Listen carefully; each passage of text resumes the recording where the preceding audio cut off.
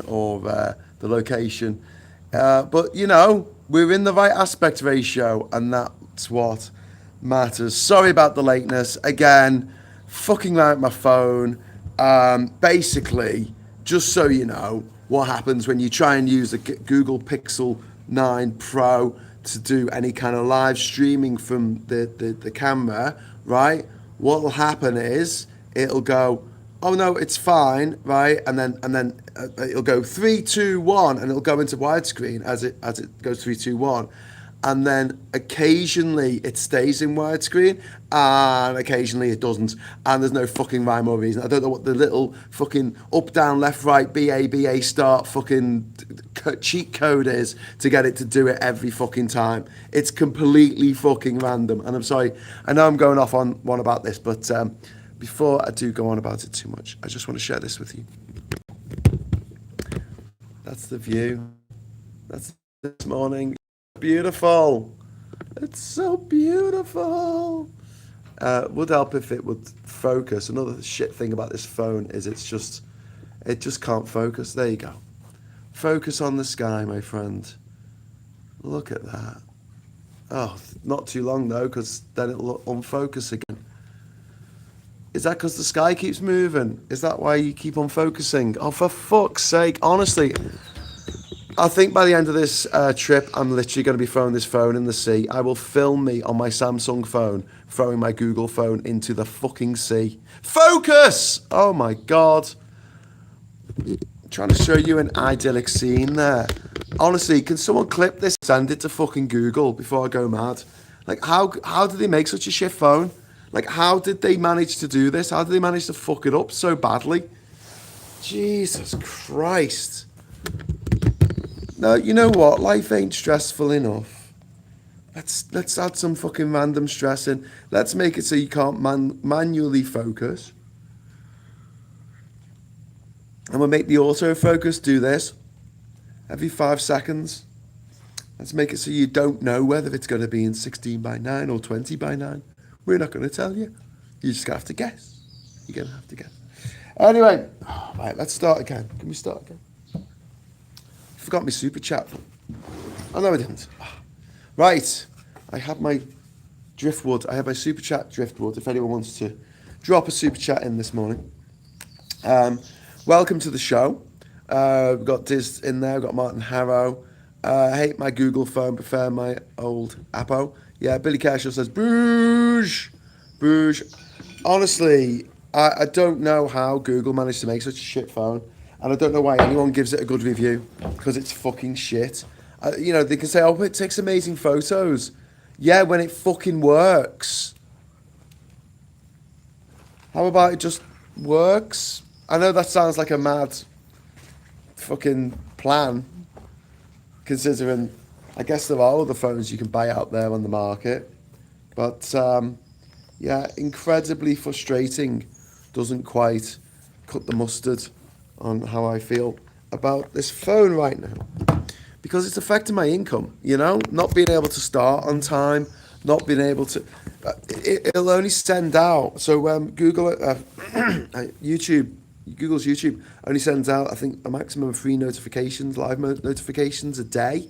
So even if you've got your bell notification done, then if I've gone live erroneously in the wrong aspect ratio and I've knocked it off after a few seconds and then had to re-enter, because there's no like use the same settings as last time. There is no option to do that on the YouTube app on the fucking phone.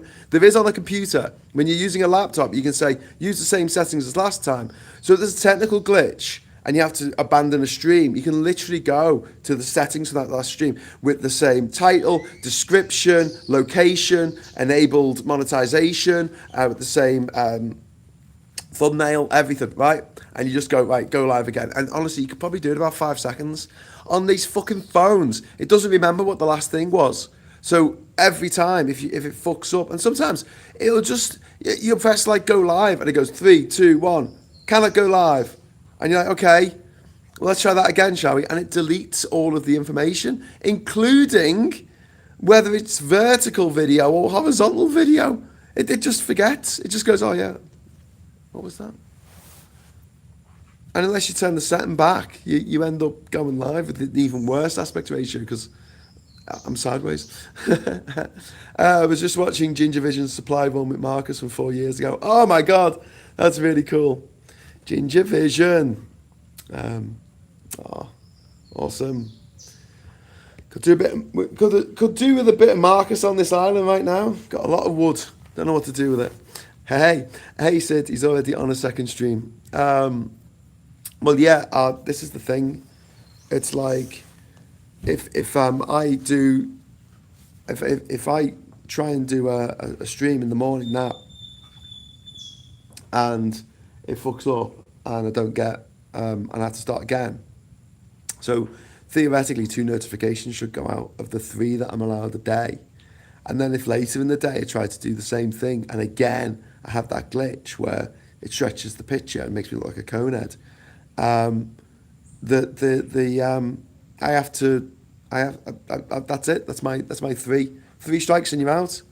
And so no one will get a notification to tell everyone when I get it, the aspect pixel ratio correct. And I just get frustrated, so I just leave it on the default settings. So it just says, it doesn't have a thumbnail, it says Graham Hughes is live. And I'm like, that's not what I wanted to say. I wanted to talk about what I want to talk about. Honestly, I think I should be able to sue Google for this, you know. I mean, I don't make a lot of money doing these streams, but I mean, to say, oh, we'll give you this technology, we'll give you this platform, and then make it so that the only real way to do it is by using third-party apps in order to ensure that it, you know, to force that it goes out in 16:9. But yeah, anyway, today I wanted to talk about oil. So oil has surged past $100 a barrel again as a result of the US Israel assault on Iran, which has triggered a disruption in the Strait of Hormuz and in the Persian Gulf, as Iran has come to the conclusion that, well, it could try and attack its neighbours. I mean, it's not like they're going to fight back. You know, Dubai can't survive in a war zone, so they're not going to fight back. So, you know, Iran could go around slapping other countries in its vicinity. But what's a cheaper and more effective way of putting America over a barrel? A barrel of oil is just disrupting shipping in the Strait of Hormuz. They've put mines in there. They've fired on at least 3 cargo ships, 2 of them oil tankers that we know of so far. And the Strait of Hormuz handles 20% of the world's oil supply. So what do you think is going to happen? Any disruption there immediately shocks global energy markets. You think about what happened when that massive cargo ship got stuck in the Suez Canal, blocked the Suez Canal. Before the war, oil prices were around $60 a barrel, and the conflict has pushed up the price by at least 60% in a matter of days. The oil tankers have pretty much stopped moving through the strait because it's too dangerous. Qatar has stopped its production of LNG, as in it gets the gas and then it cools it right down to the really, really low temperature, and that allows it to become gas, and that allows for transportation of a much more concentrated load of gas. They're not doing that. They're literally just not doing that at the moment.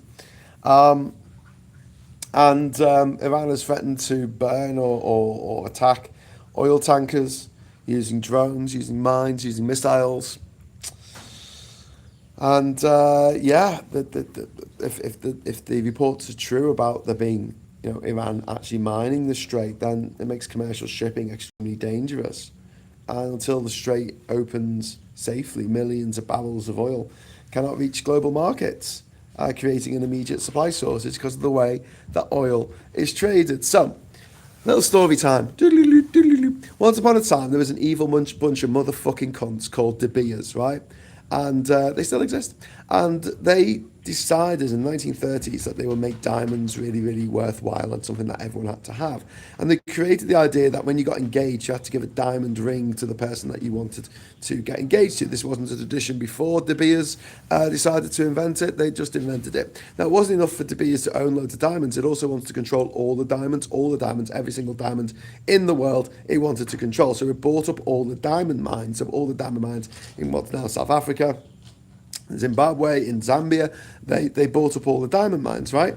So any diamonds that you buy will be made by De Beers, right? Pretty much, except for the artificial diamonds. And what De Beers did was they would hide away a bunch of diamonds, because diamonds aren't that rare, to make the price of diamonds go up so they can control the market. They are a cartel, like a drug cartel, pretty much. Although I suppose drug cartels do allow other drug dealers to operate in different zones. But if you try and deal drugs in a particular cartel's area, they fuck you up, they kill you, right? Because that's the way drugs work, that's the way gold works, that's the way diamonds work, that's the way fucking oil works, right? So oil also, you have these cartels, OPEC, where you get all these countries coming together and saying, right, we're going to restrict the supply of oil this way or this way and keep the price artificially high, or we'll flood the market with oil and push the price low, depending on, how we're feeling from one day to the next, what the socio-economic situation is from one day to the next. And so for the last 100 fucking years, our lives, actually more than 100 years, our lives have been fucked over so many times by oh, I've got visitors. Hello. I'm going to go into the other dock. Don't hit the reef. Actually, that'll be alright. It's high tide at the moment.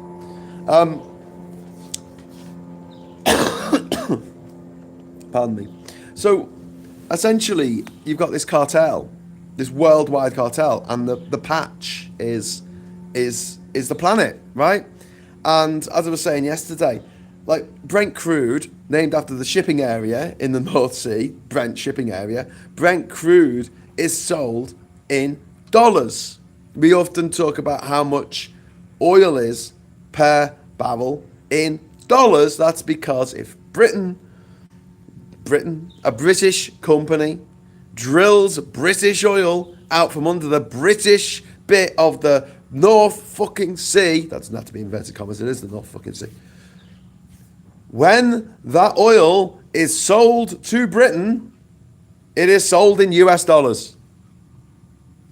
So the US always make a little bit of money out of the back of it. Always make a bit of money. Every interaction, every time oil is sold anywhere in the world, it is sold in US dollars because the US owns this fucking cartel for some reason. And that's the deal that's been struck. And if the Saudis stick to it, then America won't interfere in Saudi's domestic politics, so they can execute as many gay people as they like, they can keep slaves in the desert, they can murder innocent people who are in the way of their fictional line that they're not even going to build now. They can do that and America won't touch them, that's the deal. So long as all oil is traded in dollars. And this means that oil, effectively, that is controlled by the Middle East and by America, right, has made itself the foundation commodity of the global economy. And Brent crude doesn't sound like a fun guy to me. No, he's called Brent, for God's sake. He's a terrible man. And nearly every sector in the world, when you think of goods but also services, depends on oil, either directly or indirectly. We have enslaved ourselves to this disgusting, dirty, black slime that we pull out of the earth. This toxic, this bilge that the earth vomits forth, and we base everything on that fucking vomit. When oil prices spike, the effects ripple across the entire economic system. Transportation costs, trucks, ships, aircraft, public transport rises, costs rise immediately. Manufacturing costs are increased because oil is used in plastics, chemicals, fertilizers, industrial production, but also in the production of stuff because you need it for the energy required to make things. But also we need it in the energy required for services. For like, even if you think about like, okay, well, I'm going to get something on the internet, or I'm going to do something on the internet, like I'm doing this. There is oil somewhere in this equation of me just talking to you now, because some of the power that we're supplying, it's electrifying. But some of you out there, your power, some of it will come from gas or oil or it's not coal anymore, but you don't know what's in the electricity mix. I can tell you now that the power in this phone does not come from oil, because I charge it via the solar panels on the island, on the house. So at least there's one part of this transaction that does not rely on oil. But then the server farms that this needs to go through in order to get into your phone or onto your telly or onto your tablet or laptop, those server farms probably served by,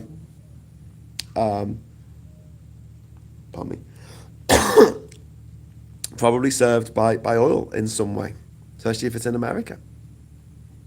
Then we got agriculture.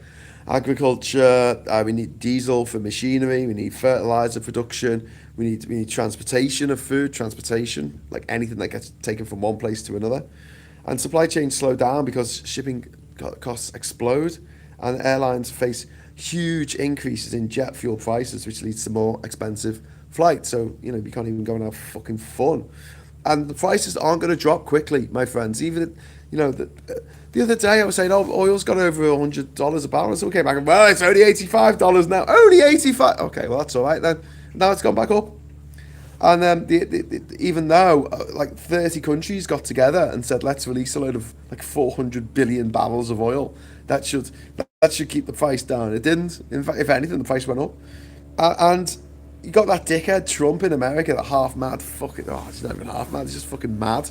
The mad thing in the shite house, the fucking mountain of mad flesh, the disgusting, putrid, fucking Baron Harkonnen motherfucker, who's obviously fallen apart. Like, have you seen that thing on his neck? Jesus Christ. Ugh, it's horrible. He looks like he's got fucking leprosy or something. A bit's going to start falling off him. I don't know. Get thee to a fucking leper colony, you fucking horrific man. He's doolally. He's saying, the price of oil is gonna drop quickly once the war ends. No, it won't, because it's all baked in. Do you know what I mean? Like, it's baked in. Okay, so the cost of a barrel of oil might come back down to, like, I don't know, $80 a barrel or something next week. But the knock-on effects of it going up to 100 are going to be felt for weeks, months, maybe years afterwards. And any energy analyst who's looking at the situation is not going, the price is going to come down. It's going to come right down. You'll see. Trump's usual taco shit doesn't fucking work here. Mines have got to be cleaned from the shipping lanes in the Strait of Hormuz, right? That's going to take months. It's going to take months. Reopening the strait to all traffic is going to take a very, very long time. Naval escorts are going to be required for the tankers. It's going to add some price on there as well, some cost. Insurance premiums for ships travelling through the Strait of Hormuz are going to go through the roof. And oil companies can't just simply switch the supply back on immediately. It takes a long time to fire up this stuff and get the logistics chain working again. And I mean, look at the LNG plants that they've closed down in Qatar. That has meant that it's going to take months to put that back online. It's going to take absolute months, not least because in the same way that if you shut down production of a steel working plant with that has a this smelter, whatever they call it, the things that they operate at such a high temperature, they can't stop. It's got to be a continuous thing. And if they shut down those blast furnaces, they need to wait. They might not be able to start them ever again, for starters. But secondly, they might, if they do get it started, it could take months to get it right back up to the right heat. Again, it just takes a long time. Thermodynamics, my friends. Now, think about that the other way, with the LNG being cool to whatever it is, minus 100, minus 200 degrees C, it takes a long fucking time for the equipment to get down to the level where it can do that. So even if this shit stops tomorrow, we've got mines, we've got production that's going to take a long time. It's just, just several million barrels of northeastern, not Middle Eastern oil production has already shut down because there's nowhere to ship the crude. They can't take it anywhere. And people go, oh, can't we just truck it across? Can't they just take it across Oman to Salalah and just put it on a boat there? No, they can't. Simply because there aren't enough fucking lorries. There aren't enough lorries to do that. You'd need thousands and thousands of lorries to get the same amount of fuel from one bit of the peninsula to the Arabian Peninsula to another than you would on a fucking boat. There's just, the practicalities behind it are just like... So yeah, restarting production, it's going to take weeks. It's going to take weeks. For all the various, because you got your gas that you need to make it cold, you got your oil that you need to pump out the ground, and you stop the pump, and they've got to clean the stuff out before they get it going again. There's a lot of technical things to do. It's not just turning on a switch. And then you got your oil refineries that rely on working 24 hours a day, and they have to shut down. It takes a long time to start them back up again. I mean, there's so much stuff here. There is so much stuff here, and storage tanks in the region are already close to capacity, and it means that production can't ramp up until shipping resumes. So you've got this glut now of oil trapped in the Middle East, and they can't get it out, or the Saudi Peninsula, the Arabian Peninsula, and they can't get it out, and there's no way of getting it out. And this is why they build oil fucking pipelines. But they have a target for terrorism as well. But yeah, so oil markets price in risk as well as supply, and this is why the supply of all that extra oil hasn't done fuck all to the price. In fact, if anything, it's gone up because they're looking at the risk, and even the Straits of Hormuz partially reopens in the next few days. Even the investors may keep the oil prices high because of the fact the region remains unstable, and this is something that they don't factor. They go, oh well, it's all right. We'll start the supply again. Oh, it'll be all right in a couple of weeks. No, because it's not just about supply and demand. It's about risk as well when it comes to the price of a barrel of oil. It's known as a risk premium, and the market, the market assumes that there's a chance that Iran launches another attack, ships are targeted again, mines reappear in shipping lanes or appear in shipping lanes in just the first place, that the risk premium alone can keep oil $20-30 above normal levels, despite how much supply you put into the system. It doesn't matter.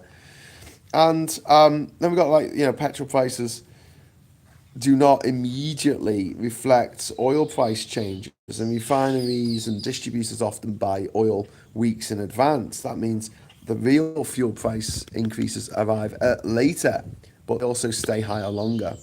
When oil fell sharply in 2022, petrol prices stayed elevated for months before falling. If you remember, as a result of the invasion of Ukraine by Russia, oil prices went through the roof, and they did actually come down per barrel quite soon after the initial invasion, and once things, I can say, settled down, but once Ukraine started fighting back effectively and driving Russia back out of its country to a large degree.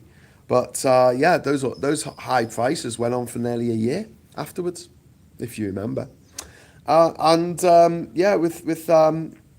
With oil again over $100 a barrel, petrol prices could climb to $4 a gallon in the US. Now that sounds like fuck all to us in the UK. I mean, fucking $4 for an entire barrel of oil, for a barrel, mate. I bite your fucking arm off for that. We're paying nearly fucking £1.80 a litre at the moment. Well, we're going to be soon. But the America runs on gasoline. They can't do anything without oil. They're like oil dependent individuals. Like they talk about their individuality and how they can do what they want with their lives, but they can't because they're completely reliant on oil. Um, and yeah, and if they go on daft military adventures in foreign climes, this is the shit that happens. Sorry, I started off this show a bit agitated, but I just want to show you the view because it's calming me down. Something rotten, as is Pickle there, just chilling. She's doing her little Sphinx impression. Look at this. Just look at that.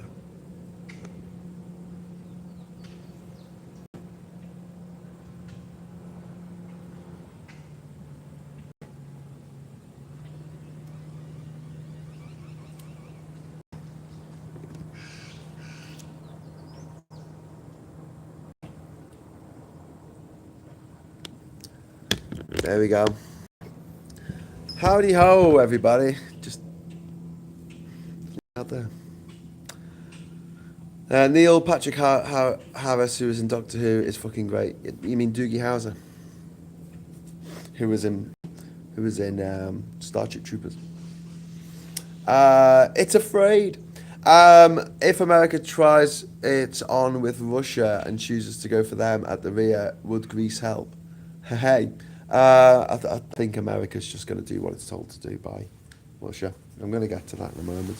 But yeah, I was just going to say, like, in the US, they reckon it can go up to $4 a mile. In the UK, analysts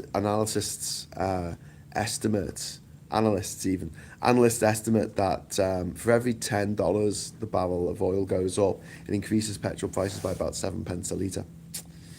But even if you're a smart ass and you've got an electric car or no car, you're still going to be facing cost of living impact from this. Rising oil prices push up inflation across economies all over the world. This means and it also means that transport costs increase for supermarkets, delivery services, logistics companies, and higher transport costs push up food prices. Heating oil heating oil costs rise sharply in rural areas, in particular. Northern Ireland, there's a lot of people who rely on heating oil, and household energy costs could increase drastically once wholesale prices feed through into utility bills because you pay for the most expensive commodity. So if the price of gas goes up, so does the price of your heating, even if you're completely living on renewables, or at least you think you are. Oh, Mike is here. Hello. Have you considered drilling for oil on Ginger Island? No, Mike. Sorry, I don't think there would be much oil here. It's not the right geology, is it? It's a mangrove island. You need a big swathe of land that was, covered in stuff in the Carboniferous period, when there was no fungus. Fungus didn't exist. It hadn't evolved. There was nothing to break down the trees that existed back then and the plants that existed. So they just sat in the ground, and all that energy was just locked under the ground. And over in the Middle East, I think there was it's kind of like turnover of the earth, as tectonic plates moved and things, and it resulted in there being quite a solid base of stuff on top of that not coniferous, carbon, what's it called? The Carboniferous era, was it? Basically got covered over, and so it's all just there. It couldn't get attacked from erosion or any fungus that could break it down, and so it's still there. But there's a finite amount. And we're still going to need it in 100 years' time. I don't know why no one thinks of this. No one ever talks about this. You get these mad Tories who go, we need to drill for oil in the North Sea. And you're like, well, then leave it there. Leave it there. for future generations to use that to make plastic and shit. And roads. Do we not need plastics and roads in the future? Okay. No, let's burn it. Let's burn it. Let's burn it all. We're gonna burn it. Yeah. So then, you've also got the fact that those of us who've been recovering from the shock of Liz Truss's mini budget when she saw all of our mortgages skyrocket, mortgage interest rates skyrocket. That's not going to happen again. Knock-on effect of what Trump is doing. And you can't even, if you've got money in shares and you're like, it's all right, I've got money in shares. No, because shares have gone down across the world as well as a result of what Trump has done. Trump has come and he's robbed off you. He's robbed off me. He's robbed off my family. He's robbed off my girlfriend. He's a cunt. Like, I hope he diets. I hope he diets very soon. Very soon he needs to go on a diet. I'm just going to show you the water again. Sorry, I'm just a bit in love with the view here. I'm in love with the sky. Love the way when the water's this calm and you can't see the bit between the sky and the sea. You've got that little gap there. Just love it. There's a boat out there, just moving quite slowly. It's so blue. That's proper Caribbean blue, that is. It's fantabulous. Last time I was here, I think I didn't look at the news. I just like, let's have a conversation about shit. And it probably did my mental health a lot better. Because, oh my God. Also, for those trying to get on the housing ladder, they're fucked as well. Not just because the interest rates on mortgages are going to go up in general, but also lenders are often loath to give good deals when there's times of economic volatility. And because of this oil shock has repercussions, aftershocks throughout the economy and through every sector of manufacturing and industry and every sector in the services industry as well. I mean, you think about like services as well, you know, data centers need energy, but also the people need to get to work. People need to get to work.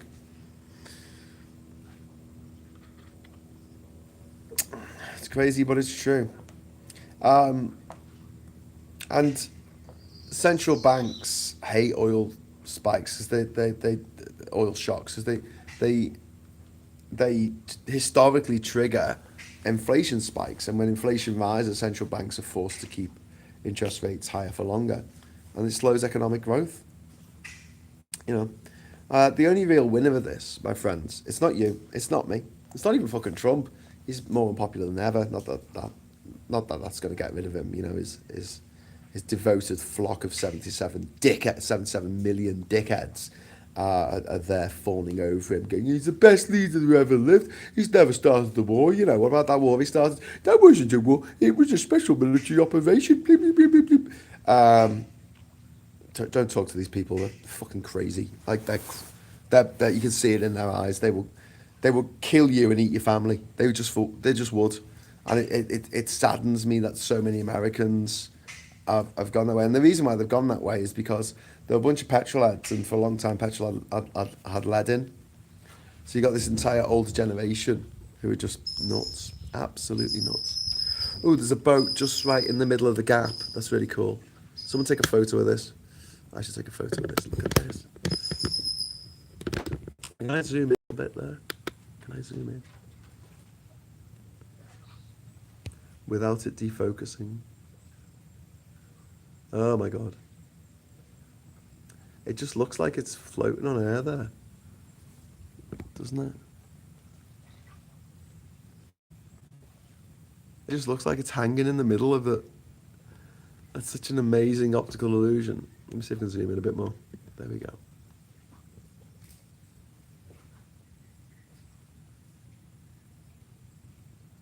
I suppose you can see the water a little bit now. That's so cool. What you doing on your boat, mate? What you doing in your boat floating in the sky? Your floaty boat in the floaty sky. What you doing there, man? Why is your boat floating in the sky? Tell me. Tell me what's happening.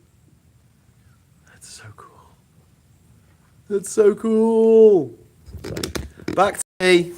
Happy birthday to Mike. Happy belated birthday. It was Mike's birthday on Monday. Everyone can celebrate and give him some confetti. Some confetti. Some confetti. He started the war. We've been at war with Iran for 50 years. We've always been at war with Iran. Yes! Not good, Chris. You're absolutely right. You're absolutely right.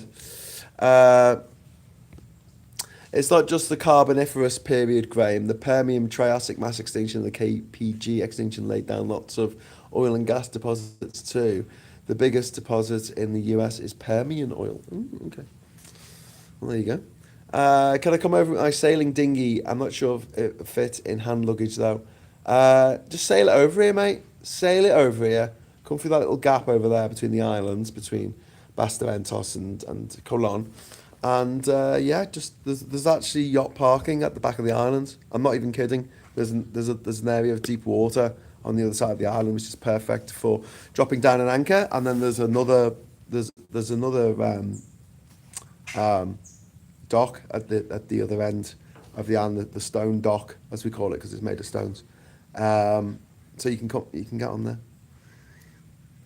I was dead happy the other day when I was working with Ishmael and we were talking about next door, the luxury resort that charges $1,500 a night on the off season, and he said, yeah, but I said, oh, it's about the same size as this island, isn't it? And he goes, yeah, but this island's better. And I went, why'd you say that? He goes, because it's got like trees on it and it's got green stuff. They've got nothing. They've got mangroves, nothing. We've got other stuff. I was like, oh, cool. That's good to know. So if a local is saying to me that the island's better, then yay, Ginger Island. If you look at the number from volcanoes, which the right-wing like to bring up, volcanoes nowadays are nothing compared to the fossil carbon we're putting out. The right wing, when it comes to fossil fuels, I just go fucking mental. They're like, no, we must defend the oil. Won't somebody think of the oil companies? And let's talk about the winners here. Russia. I mean, you could argue that some oil exporting states are going to do well because they'll make more money because the oil that they sell will be more expensive. But it's a bit difficult when you can't get your oil out. I suppose Saudi Arabia, of course, is inoculated against this because it has got the port of Jeddah on the west coast of the country, which is on the Red Sea, so they can get boats out from there pretty easily.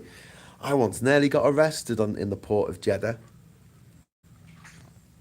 for filming with my camcorder. Got my camcorder tape confiscated by the authorities, but the one of the wily chaps on the boat I was on managed to get it back for me. Thank you.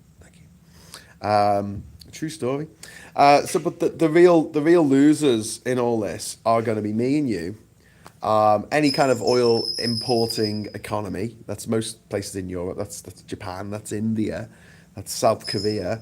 Yeah, anyone who likes eating food, anyone who likes buying stuff, Lego, it's made of oil, plastic in it.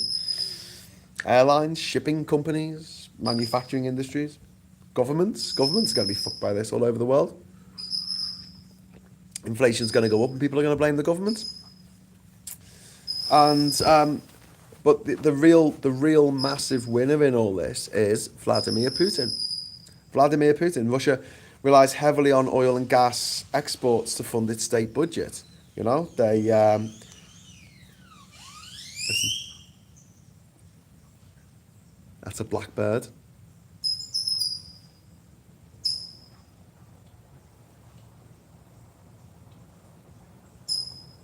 I can actually see him in the trees over there.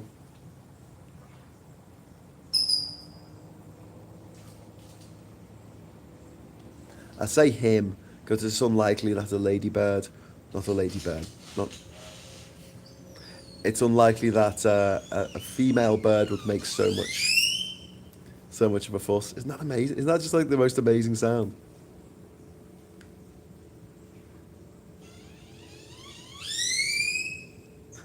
Still coming.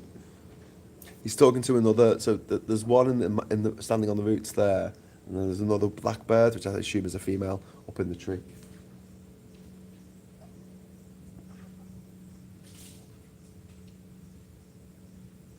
Oh, they make the maddest noises. That bird has some wild political takes. Gotta make sure you don't get demonetized. Oh,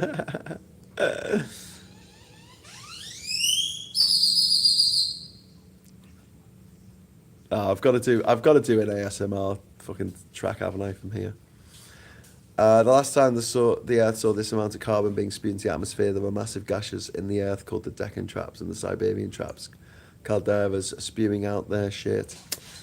Yep.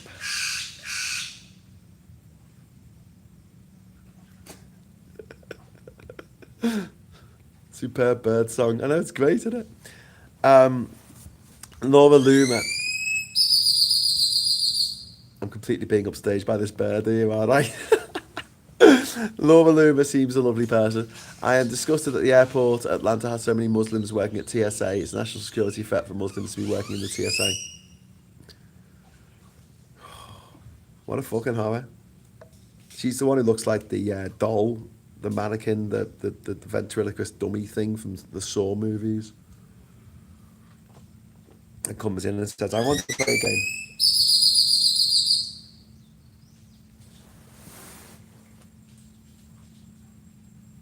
Have you quite finished? That's one bird, by the way. It's not like there's a few different birds making different noises. It's one bird. It makes this variety of noises. It's like the guy from Police Academy. Do you remember the guy who made all the funny noises?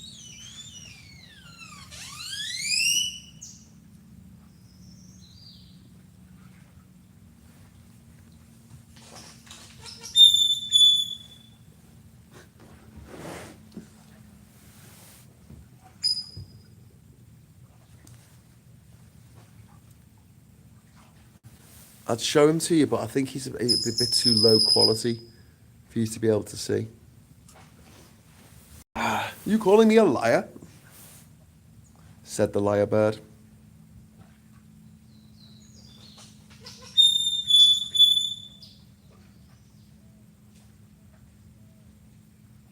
I just can't believe how something so small can make such a mad noise. Do you know what I mean?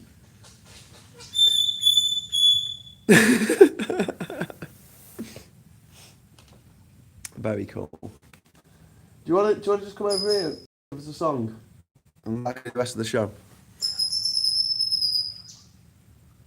I don't think it's a mockingbird. I think it's a blackbird. It's black. It's got a long tail. It's got a long sort of rectangular tail. I see.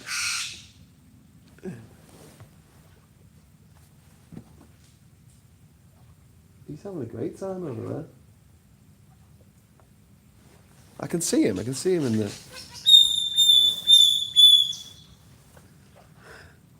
There are a lot of small birds who make a lot of noise. I thought that was the sound of you opening your wallet. Oh, God. No, that's the sound of moths fluttering. This is boss. Yeah, so anyway, we were talking about oil and gas prices and why this benefits Putin massively, like proper massively. This is like a golden gift to Putin, so he can have more money to basically kill Europeans, to send drones in to kill European women and children, and higher global oil prices means that Russia earns more money per barrel, even under sanctions. And some US officials are already considering loosening the sanctions on Russian oil to stabilise the markets that the American government has destabilised. So that happened.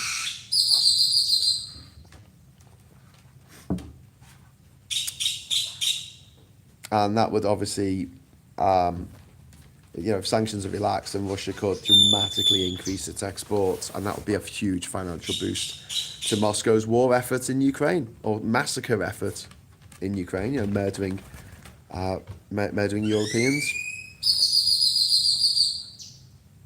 Also, the Iran crisis is distracting Western governments and militaries away from Ukraine.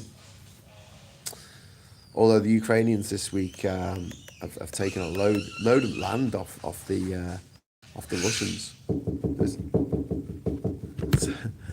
It's Pickle. Come here, Pickle.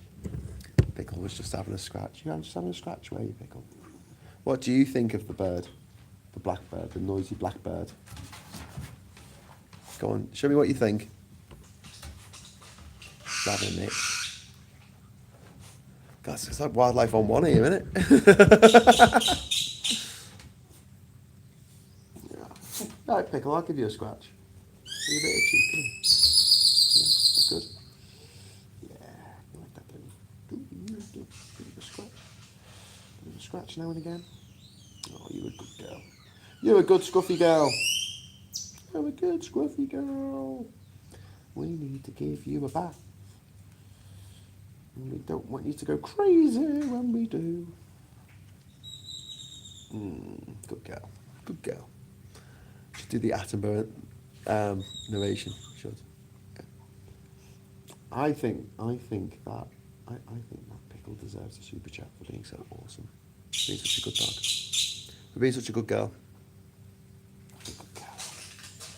You're a good girl. I used to have a boy dog, and one time my friend asked if she could leave her dog here.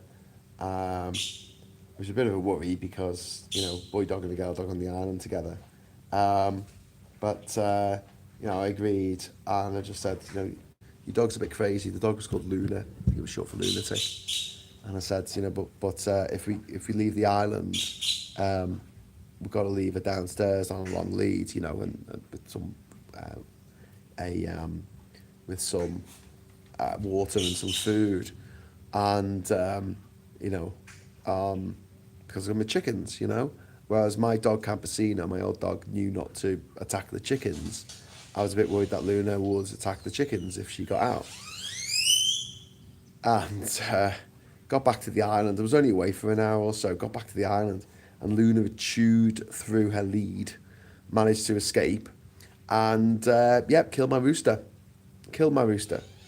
And I said to me mate, like, fuck's sake, your dog killed my rooster. And she said, oh, he was getting on. Maybe he just died of natural causes. And I'm like, I really don't think he bit his own fucking head off. So yeah, I like nice chill animals on the island. Yeah, we've got a bunny rabbit. Did I tell you that? We've got a bunny rabbit on the island as well. It's a random bunny rabbit. Just bunnies around. Bunny hops around. Looking for carrots. I know. That's really cool. Me old Staffy Nightmare, yes, I called him Nightmare, used to love chasing horses, lol. Well, that's horrible, mate. Why would you chase horses? You'll freak them out. Like, if you freak out horses, they can literally die. They're not carnivores. They only eat grass and stuff and oats. Maybe a nice juicy apple now and again. Like, seriously, this is why when we talk about free-range chickens, it's great, they get to be outside. But also, if you're in a country that has things like chicken hawks, then they die of fright. They literally die because they think they see something in the sky, they think it's coming to get them. They can't get to where they need to hide quick enough, and they just sort of have a little fucking heart attack, basically. Yeah, don't encourage your pets to chase horses or any other animals. Do you ever see sea snakes or anything like that around the island? I'm not seeing snakes, I don't think. Not sea snakes. Got no snakes on the island. No. The fish we get around here, I mean, in the reef, you get loads of beautiful tropical fish, like little fish that you see in like aquariums and stuff. So that's really nice. So, just to explain the geography of the island. So, see just there where that bit of mangrove is, and then over on that side where the mangrove is there. If you at those points, there's a couple of reefs. There's one on the left, one on the right. They kind of meet up in the middle, and yeah. So when you're coming into the island, if you come directly from town, so if I show you again, sorry, reverse shot. That's that's town in the middle of the picture where my finger is going. Right, so there. Right, that's town. If you come in absolutely directly in onto the island, you'll hit the reef. You'll twat your motor, spang your transom, and probably sink. Also, you'll damage the fucking reef, so don't do that. So there's a particular route into the island that the local people know. And so if I'm ever sitting out here and I hear that noise, that dreadful noise of like, poof, where they've obviously hit a shallow with their outboard, I'm like, Americans. Americans. The horses used to chase back. They would run together in the fields. Okay. I invited a friend over and his dog peed on my TV in the front room. He said, oh, he always does that. I was fuming. I invited a friend over and his dog peed on my... What is it with dog owners? Like, seriously, they're like, oh, no, he's fine. Like, when a dog jumps on you, like, jumps up on you, and you're like, can you fuck off? Like, rips your fucking trousers or like, just put the dirt all over your pants. And they're like, oh, he's just being friendly. I'm like, no, he's just fucking dirtied me. What the fuck, man? I don't claw up on your leg unless you pay me. Our dog man used to pee on an engineer's toolbox because we locked him out of the room. Oh my God, you're not really selling dogs here to me. No snakes on the island. They used St. David in disguise. It was St. Patrick's that got rid of St. Patrick got rid of the snakes, although he was Welsh. I love animals. The bird is very loud. I may get a noise complaint. The headphones, the bird will deafen me, says Al. Yeah, get your headphones out.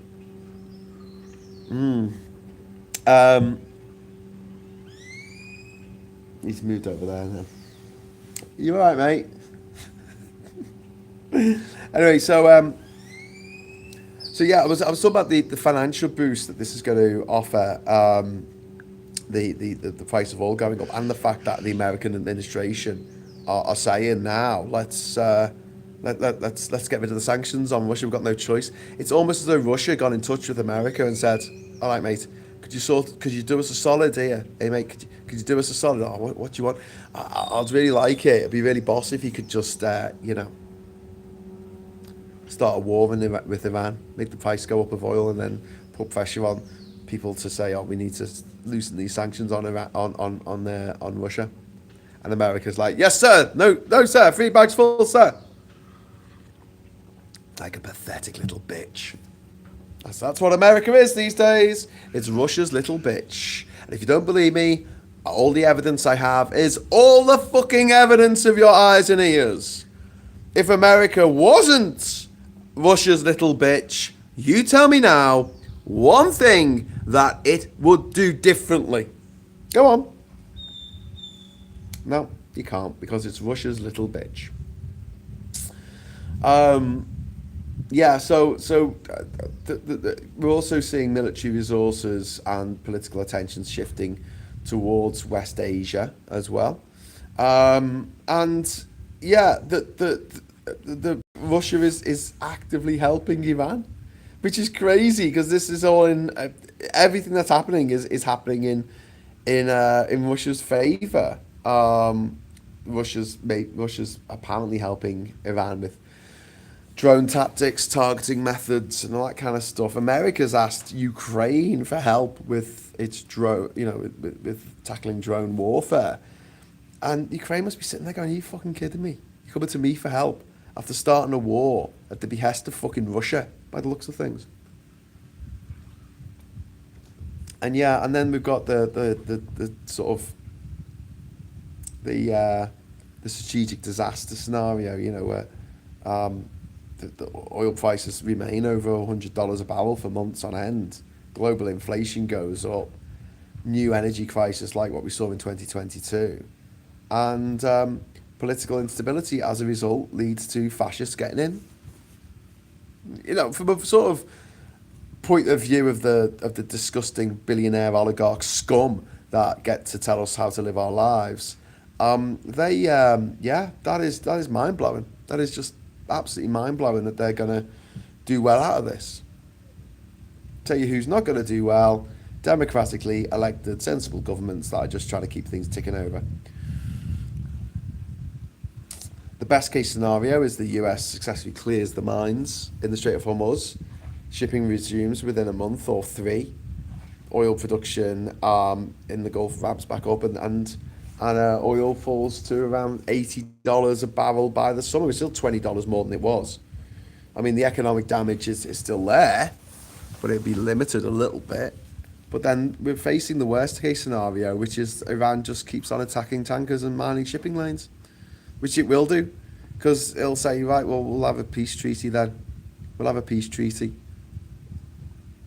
Just in time is an amazing idea. We used it in the factory I worked at 26 years. Only traffic exists, so it doesn't actually work. Looks like a lovely sunny day on Ginger Island. It's very, very beautiful here on the island today. Very beautiful. And then we've got the global recession becoming a real possibility. In the worst case scenario, if Iran does keep on attacking tankers, putting mines into the Strait of Hormuz, you're going to see oil supply, drop dramatically, at least 20%, and nothing to replace it, because it's not like the other countries that have, that have oil, like Libya and Nigeria and Angola. It's not as though they can just like ramp up production overnight, because a lot of these places are at capacity. They can't get up anymore. Oh, yeah, we've got a £2 super chat. Yeah, that's our first super chat for about 2 days. Thank you. Thank you. Thank you. I think I might start to cry. Hang on. I've got my super chat board up here. Big thank you to Saz for the £2 super chat. Cheers for the super chat. Thank you. Thank you. Thank you for the super chat. You're awesome. You're incredible. Thank you. But yeah, a lot of these places are already at capacity. They can't drill any more oil out the ground because they can't speed it up that much. They can do it a little, but not to the amount that they can produce another 20% on top of the oil that we're not getting from Russia anymore, which is also a factor in this as well. And it was like Europe went, okay, we're going to stop getting our oil and gas from Russia now because they've invaded Ukraine. But they moved to West Asia. That's where they thought, oh, we'll get it from here as well. Oh, wow. I get another one off Saz. Thank you so much, Saz. It's very, very kind of you. Another £2. One for the bird song display. Thank you very much for the super chat. Woo! Thank you. Thank you. Thank you. Awesome. Forget another £2. That'll pay for my internet connection for allowing me to do these shows. So thank you. Love big dogs. Grew up around German Sherards, St. Bernards, Kangles, Rottweilers, Dobermans, etc. My experience, it's the terriers that are more likely to bite or get nasty. Okay. At Sony, we use loads of Toyota ideas. I'll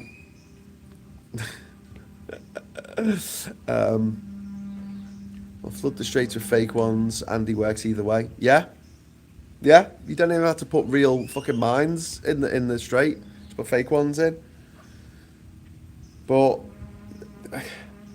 a global recession coming off the back of this does look like a distinct possibility at the moment. And this is the core problem. Like, wars in major energy regions almost always trigger economic shockwaves far beyond the battlefield. The Middle East controls a huge proportion of the global oil supply, and military escalation, there's always that risk of global economic consequences. And what began as a military gamble has quickly become a global energy crisis. And here's the bottom line, the oil prices being above $100 a barrel. I know that's a psychological thing that we gauge it by, but it's not just a number. It's like a fucking. It's causing a chain reaction across the global economy. Transport costs, fuel costs, energy costs, food, interest worsens, inflates, interest rates stay high, and Russia fucking profits. Russia is just sitting there laughing their sick fucking asses off in the fucking Kremlin. And we've done it. By allowing that horrible man, Trump, the Democrats in America, by allowing him not to go to jail and allowing him to run as president again, have enabled this fucking scumbag. US markets through the floor on opening. They might have just realised there is no plan for this war. You're absolutely right, SG, and thank you very much for the £5 super chat that paid for the internet. So thank you so much. And also Sid, thank you very much for the £2 super chat. Did you get the confetti through customs? Yes, if I'm streaming from my laptop, I can give you confetti, but I can't do it from my phone. I don't even think I can set confetti from my phone. I'm not a fan of having big dogs in my home. Lovely animals. More smaller dogs and cats. I have to settle with rodents where I am. At least it's company. And Mum's Chihuahua is adorable. Indeed. One of the things about dog owners, especially owners of like big dogs or aggressive looking dogs, is they don't understand or they don't care about the psychological impact those dogs have on others when they take those dogs out to public places. And I think it's fine, like, being in your own house and being in your own company or whatever, and you're comfortable with these things. But I had a bit of a row with someone a while ago about their dog. They've got a big dog, it's a big dog. And, lovely dog. Not, I don't have a problem with the dog herself. But she had a tendency to go over to people in the park, in Sefton Park in Liverpool, and like try and, put her paws on but they've got the claws out, and they're not like a cat. They can't pull the claws in. And she would run over to kids and I was like saying to this person, like, put your dog on a lead. We're in a park. We're walking past the bloody play area. We put your dog. Oh, no, she's lovely. She's harmless. She wouldn't hurt anyone. I'm like, yeah, but the other people don't know that. I know you know that, but they don't know that. And the dog ran over to a little kid, and the little kid burst into tears, and the dad started kicking off. And I was like, mate, could you put your fucking dog... I mean, I had a stand-up fucking row. And they were having none of it. They were just like, no, people should know that my dog isn't harmful. It's not one of the bad ones. And I'm like, people don't know. 5-year-old kid walking through a fucking park doesn't know one dog from the other. They're not fucking expert on different types of fucking breeds of fucking dogs that humans have made because we love our Frankenstein-esque mad experimentation with the canine population. And it's just like, no, but they should know that my dog is... So because there wasn't an explicit sign saying dogs must be kept on a lead in this particular park, I think there must be now, I hope there is. They were like, oh no, it's fine. And they just didn't see about the psychological turmoil that they were causing. People who were like grabbing their kids off the ground and holding them. So this dog didn't come over to the little kids because they don't fucking know. But yeah. It's a curse of knowledge, isn't it? Well, I know my dog is harmless, so everyone else should naturally know that my dog is harmless as well.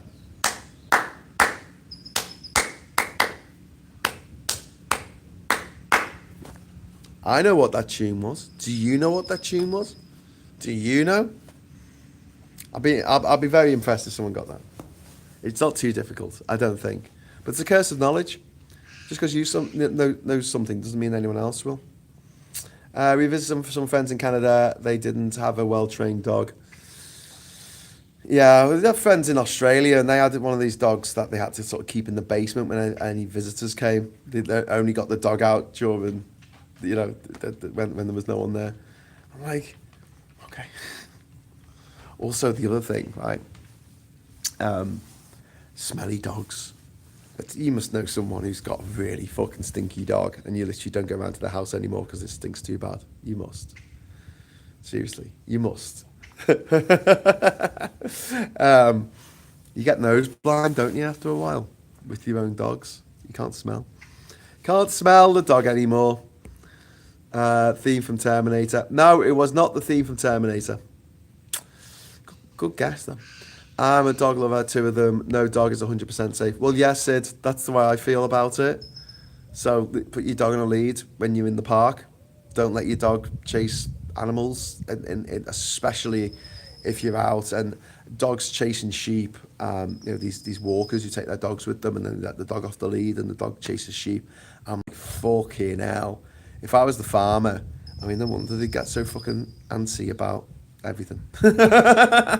I saw a video and it was about ramblers. It's nothing to do with dogs, but they left the gate open. You know, whenever you go out, walking through Wales or whatever, and there's always a sign saying shut the gate.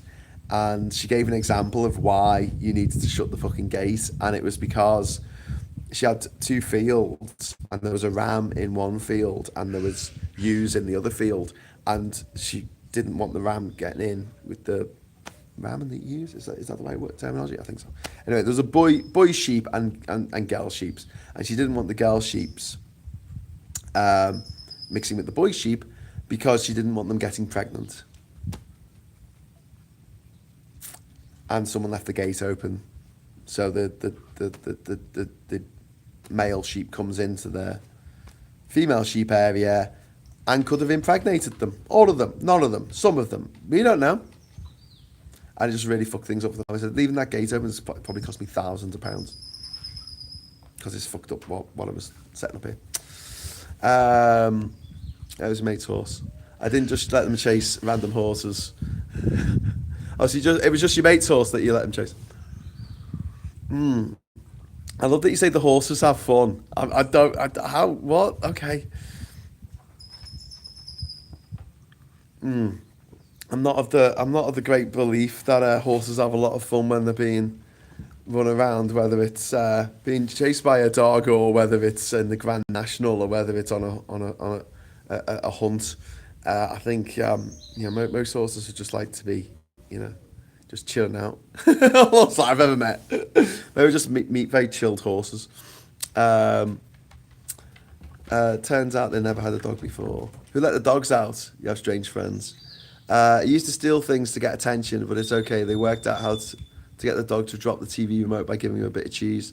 They trained the dog to steal things for cheese. You're not supposed to give dogs cheese, are you? Or is that chocolate? I don't know. There's something in chocolate that's really bad for dogs, isn't there? Isn't there? I don't know. Anyway, my friends, my little chickadees, I'm going to head off now into the wild blue yonder to be with my little blackbirdie friend who's still singing. A few other birds are joining my little blackbird friend now, making strange noises, which is nice. But it does look like Pickle is fucked off, so I think that's my cue to make like a leaf and get out of here. So I will thank you so much for watching. If we're doing something interesting later today, I will set up the camera so you can watch along on kind of like an ASMR type feed type thing. And whether I do that or not, I'll try and do a show tonight. Do you reckon? Do a show in the evening, another midnight jungle massive. It would be awesome. It'll be awesome. Said it before, trying to save the petrodollar against BRICS. Have a great day, everyone. Take care of yourselves. Thanks, Diz.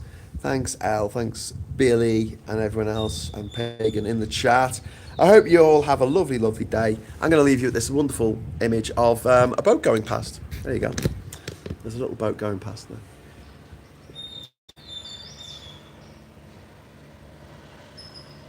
I wish it would focus. Why won't you focus? Why won't you focus? There we go. Oh, now that the boat's gone, it focuses finally, and then it goes out of focus. Google, come here. Got something to tell you, Google. I fucking hate you.